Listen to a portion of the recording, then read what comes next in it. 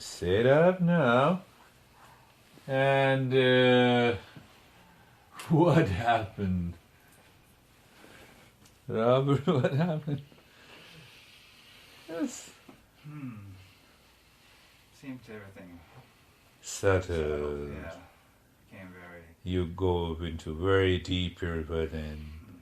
And your mind says you want to stay deeper within. Let me continue.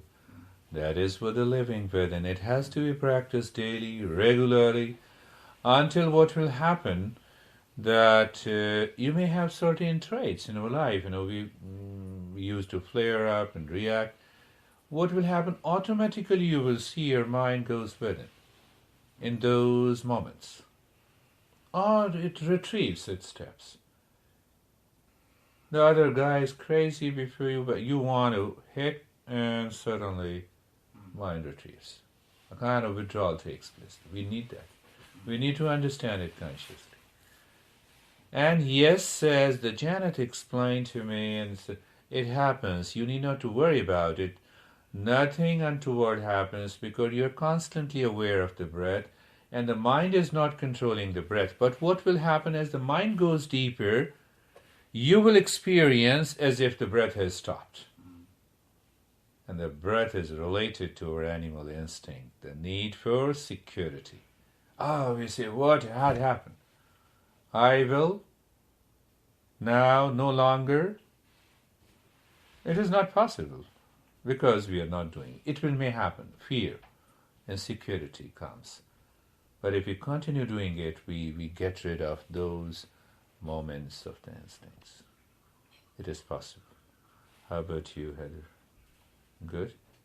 Good. Janet? I have a problem with claustrophobia, and it's so still in here and hot that there's no moving air, and Yeah. I have to get fresh air. Maybe, we'll have maybe customized programs. So when Tanya is coming to me, then you also do come. So we will work on it. Also, I'll customize the same practice. It's an issue I've had in lots of places. I'm claustrophobic, and I was so deep that I.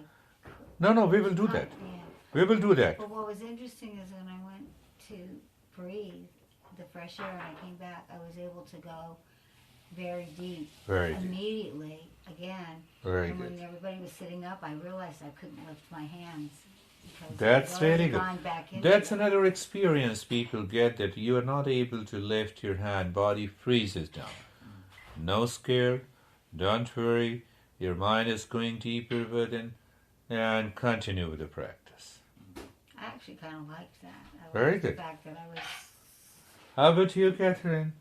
I didn't fall asleep this time, and I kept having a vision of brown. Brown. Your skin color brown, that Okay. rich earth, very rich, dense brown. Brown, obviously. Mind has moved much deeper. It says at least it has left that reasoning faculty. We talk about that once we transcend the mind, we move into the spiritual mind, which has 3 levels. One is the higher mind. The higher mind does not think, but it knows. In the other way, it knows without thinking. And above that is the illuminative mind. It is all the visions and the colors comes from that illuminative mind. And above that you have an intuitive mind. So that's how those masters classify. So that spiritual mind, the more we live into that spiritual mind, it is always wonderful. It helps us to drop our anxiety, duality, problem, conflict. So the purpose of having those visions and colors is, it is an indication the mind is going deeper. Only that much we will take, and we will rest. We'll drop the rest. What is rest? Oh, we use with the mysticism and occultism, and I have done this. I don't get ego out of it, because that will create a lot of issues. Tanya? I was in a very deep state, and Very good. in those states, I usually do not feel any physical body, Good. and in different traditions, it's whatever the name is, but I become the observer. So, and I was just observing what was going on. Very, very profound state of. Very good. That is another beautiful word that she used, being an observer. So what happens in the very first step? We talked about viveka. The viveka, the rough translation of viveka is that you become the observer. You are in the middle. One side it is real, and the other side is unreal. So there's a one way of going into a deeper meditation. You see everything is unreal that is outside. It awakens you to a higher consciousness. One aspect. Or your awareness is on the other side. It remains an observer, which claims that you are in a very deep state. In a very deeper state of calmness, quietness.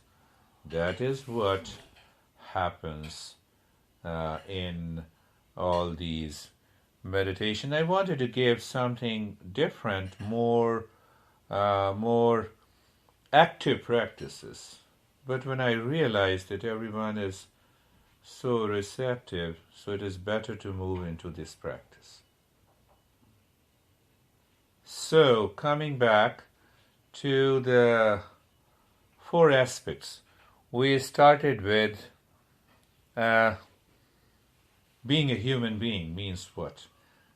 Being a human being means that we must have a human mind, not the animal mind. All the time it works. No fire, anxiety, duality, conflict, this is the work of the animal mind.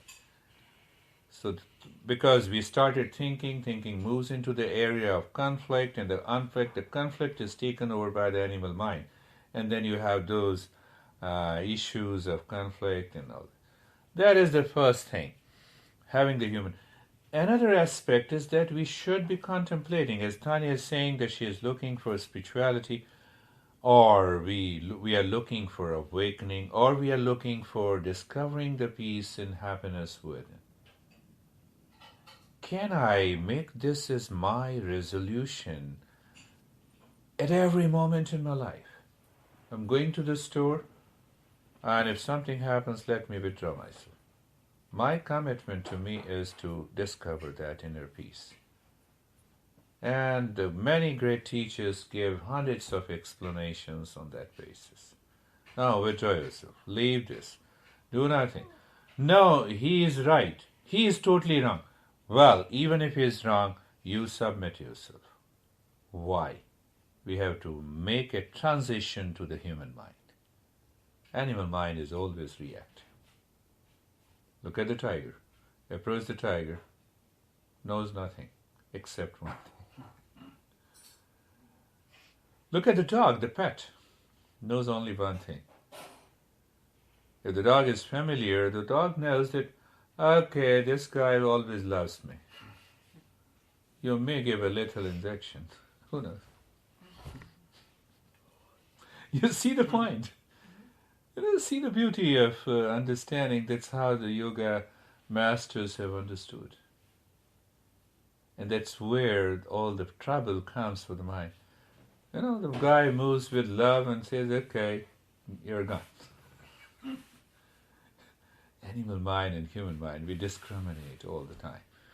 And then it comes that we should, the human mind, and once we decide that yes, we have to go and treat the path of the spirituality, do whatever the practices that you have been doing, Tanya. Don't leave. Practice, practice, practice. Persistent, regularity. It has to be done. Day and night. Many of my students in India say, oh no, You see that, I was late. I said, for what you were late? You got up late, but do the practice. Do the practice. Inspire.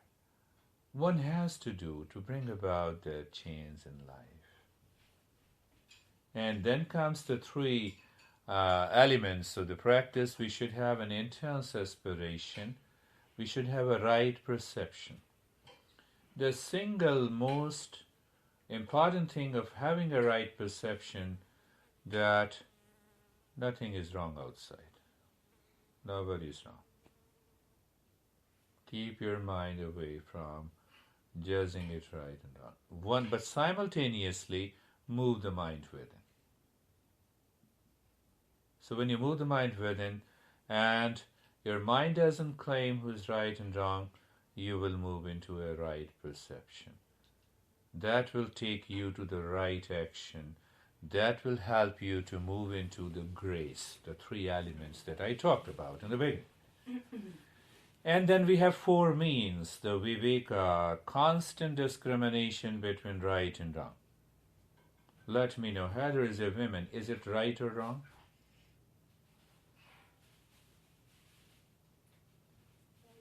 Heather is a woman, is it right or wrong? Just is. Huh? Just is. What was the question? She's a woman, right or wrong? Right. I don't think of it as right or wrong. That is one way of understanding that we understand the relative truth. That is one step in discrimination, in understanding what is real and unreal. So the women is a label for the a specific species. The man is a label of the species. But the moment we should go deeper within. Who is she? Is she a living being? Is a human being? So can I perceive her as a human being? Then I move little deeper.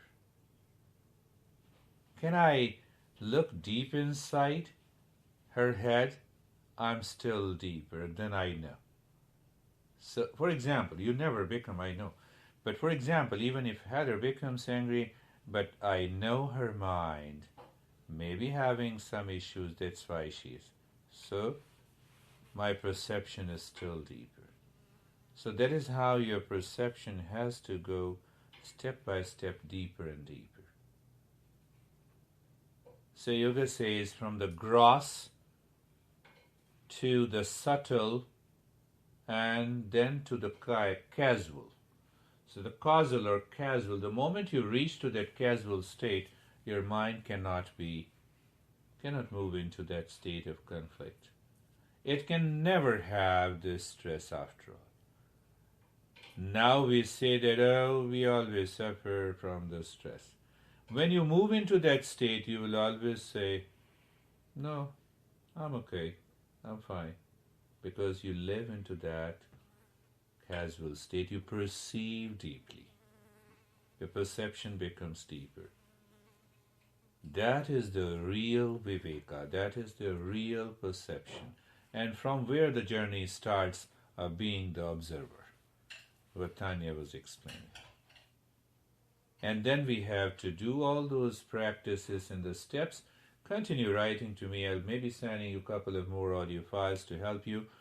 The first step is the sama, relax, conscious rest and relaxation. There's a lot to talk about that. I do it in second version. What is rest and relaxation? How to move into that conscious state of rest and relaxation. Dhamma means that withdraw the mind from the objects of the senses. Example? Many examples. You like somebody, you dislike somebody, and you are in a store and you see a person whom you have a hatred. So you have to withdraw your mind from the objects of the senses. Do what? Start breathing deep silently. Do something different, that breathing. Another aspect is when you do the deep silent and slow breathing, shift your mind, start communicating with yourself. There are a lot of practices with that. Third is uparati, the self-withdrawal. You are in a situation and it may become tense. The human mind may move into the animal mind. Instantly become aware. Withdraw yourself as if it has not happened. Then comes the titiksha. Is a lot of stress that I have not taken today. A lot of pressure has to be given to the mind to change. You have to press. You have to destroy those contents of the mind which causes you the trouble. Which we refer, oh, you are responsible for my problem. The moment you say you are responsible, it means the mind here is the problem. So I have to tackle that. And then comes the fade. The fifth practice of the fade. Is the peace my essential nature? I always tell people that the moment you are moving, your mind moves into this stress, can you communicate with yourself for a minute? Peace is my essential nature. How the stress has come. Just work on it consciously. Let there be a human mind. And you will see 50% of your issues drops. But sometime it doesn't, then we have to destroy it. How? By very tough practices. Both are possibilities. So that's why I use the word drop. Some negativity, negative traits can easily be dropped. Others need to be dissolved by very smaller practices. Still others, very hard, needs to be destroyed. We have to work on it day and night. We have to take charge of those. And the last is the solution. Then we list all those issues which brings us, which puts us into problem, stress and suffering, wanting, not getting, having it, not liking it, problem of egoism. And liking doesn't remain forever, problem of ignorance. So we list and then we start solving those issues and the problems. So that helps us to at least move at first level of understanding about the self. And then we can definitely treat the path of self-discovery. And I'll be sending you this audio file for the meditation. I request you please do the practice regularly, at least once. Send an email to me. I'm ready. Always that at least you send an email to me every week, or you can send it every day. I will respond to it. I want to know the chances that takes place. Close your eyes. Let us chant together.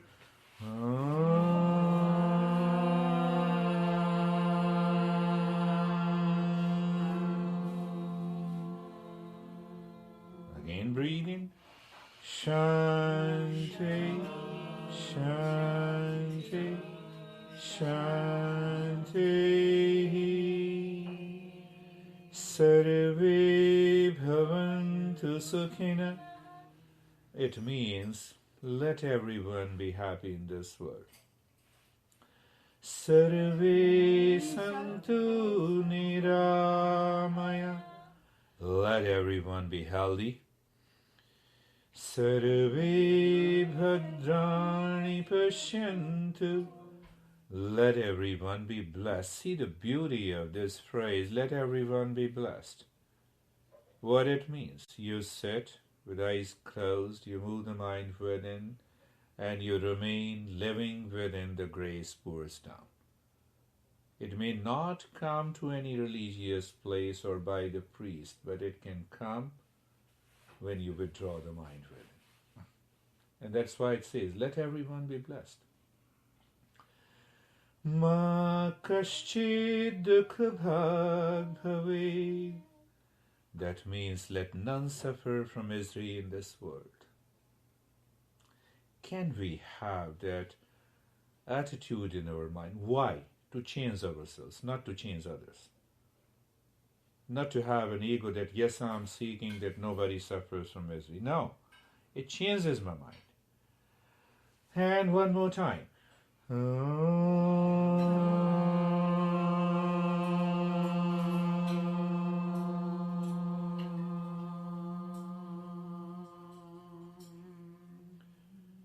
Shanti, Shanti, Shanti.